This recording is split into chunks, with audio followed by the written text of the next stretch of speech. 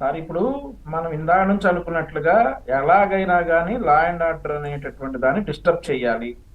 So ఒక్కొక్కడికి ఒక్కొక్క task ఇచ్చాడు జగన్మోహన్ రెడ్డి. అందులో కూడా ఆయన పేరు ఏదో దేవాపత్ని చంద్ర ఏదో పేరు సార్ ఆయన పేరు. శివకుమార్ ఆయన ఒక చక్రవర్తి ఏదో ఉంటుంది. ఆ చక్రవర్తి, దేవపత్రులు చక్రవర్తి. ఆయన మొదటి నుండి కొద్దిగా ఉత్సాహవంతుడు, ఆవేశపరుడు, ఏదో జగన్మోహన్ రెడ్డి గారి కళల్లో పడాలని చెప్పి విశ్వ ప్రయత్నాలు చేసేటటువంటి వ్యక్తి. మరి ఈరోజు ఏం ప్లాన్ చేశారో కానీ ఇక్కడ మన పెనంలూరులో ఉన్నటువంటి దిమ్మ చేయటం, ఆ తర్వాత అక్కడ మా వాళ్ళు భారీ సంఖ్యలో వెళ్తే మా ఎమ్మెల్యే బోడే ప్రసాద్ గారు చాలా సమన్వయంతో అక్కడ బిహేవ్ చేయటం.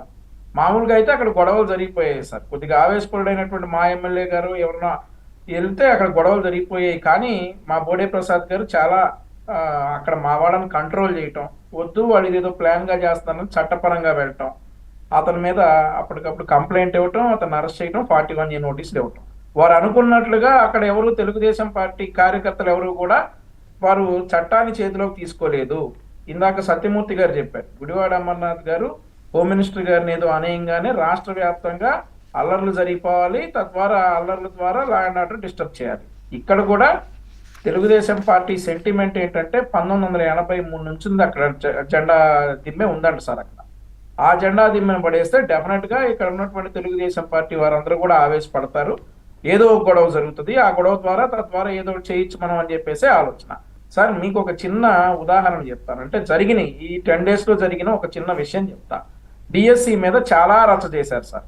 ఆ రచ్చ తర్వాత ఐఏఎస్ ప్రెస్ మీట్ల తర్వాత వైఎస్ఆర్ కాంగ్రెస్ పార్టీ వారంతా వచ్చి ఏమంటారంటే ఆ శాఖ మంత్రి లోకేష్ గారు సమాధానం చెప్పరేంటి అని చెప్పేసి దాదాపుగా ఆ పార్టీలో ఉన్నటువంటి మేజర్ నాయకులు, ముఖ్యమైన నాయకులు అందరూ కూడా అన్నారు. సరే, లోకేష్ గారు సమాధానం చెప్పాల్సినటువంటి టైంలో ఆయన మాజీ ముఖ్యమంత్రి జగన్మోహన్ రెడ్డి గారి ఇంటి దగ్గరికి 200 మీటర్ల దూరంలో ఉన్నాను, మీకు సమాధానం కావాలని అడిగారు కదా, నేను ఎప్పటికైనా ఛాలెంజ్, మీరు రండి నేను సమాధానం చెప్తానని లోకేష్ గారు అంటే, మరి జగన్మోహన్ రెడ్డి గారు ఏం చేశారు సార్, ఆడవాళ్ళని పంపించాడు. అంతే, ఒక టాపిక్ వచ్చింది అని అంటే దాన్ని లాజికల్ గా ఎండ్ చేయడానికి ట్రై చేయరు, వేరే వాళ్ళ ఆన్సర్ వినడానికి ట్రై చేయరు. అక్కడ ఆ టాపిక్ డైవర్ట్ చేసేసి దానికంటే పెద్దది ఏదైనా వస్తే ఆ పాయింట్ తీసుకొని మళ్ళీ లా అండ్ ఆర్డర్ డిస్టర్బ్ చేయడానికి ట్రై చేస్తారు. ఆ డిఎస్సీది అయిపోయిన తర్వాత, అట్టర్ ఫ్లాప్ అయిన తర్వాత, ఆ తర్వాత ఈ Sai Krishna issue almost sort out అయిపోయింది. ఇక దీంతో మనకు ఉపయోగం లేదని అనుకున్నారు. మళ్ళీ గుడివాడ అమర్నాథ్ వచ్చేసి ఫస్ట్ హాఫ్ లో అయిపోయింది, మేము ఇంటర్వెల్ తర్వాత చూపిస్తామని అంటాం. ఈ రోజు ఈ దేవభక్తుని చక్రవర్తి గారు వచ్చేసి అక్కడ ఉన్నటువంటి జెండా దిమ్మెను కూల్చేయడం నిజంగా సెంటిమెంట్ సార్ అది. మా నాయకుడు బోడే ప్రసాద్ గారు అక్కడ చాలా సమన్వయంతో ఆయన బిహేవ్ చేశారు. పార్టీ కార్యాలయం మీద దాడి చేసిన, పార్టీ జెండా దిమ్మను కూల్చేసిన, బోత్ ఆర్ సేమ్. పెద్ద తేడా బోత్ ఆర్ సేమ్.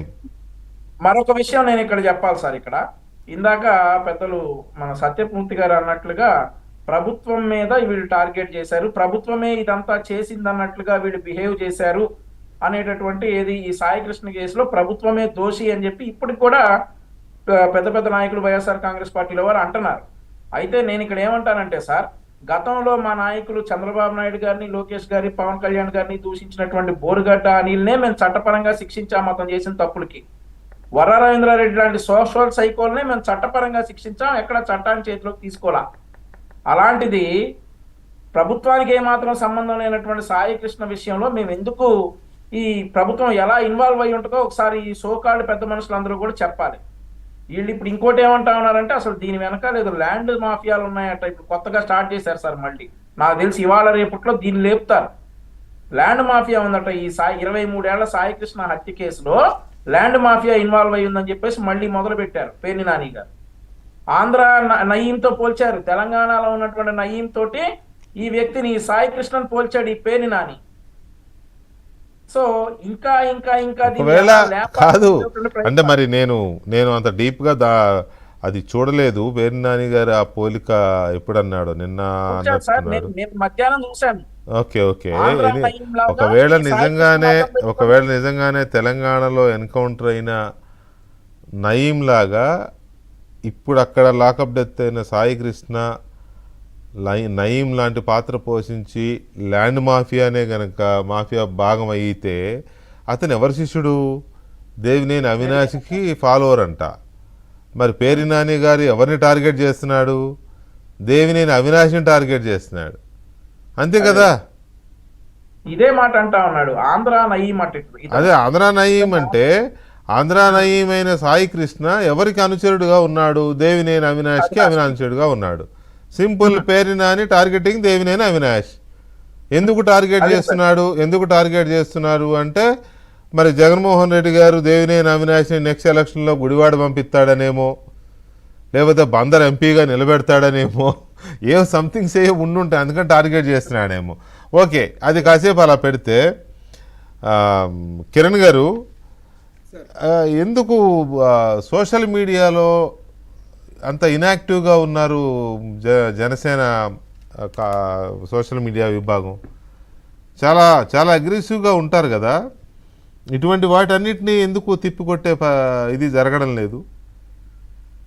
సార్ మీరు అన్నమాట ఏకీభవిస్తాను సార్. గతంలో లాగా అగ్రెసివ్గా అయితే ఈ మధ్య లేము. కాకపోతే ఈ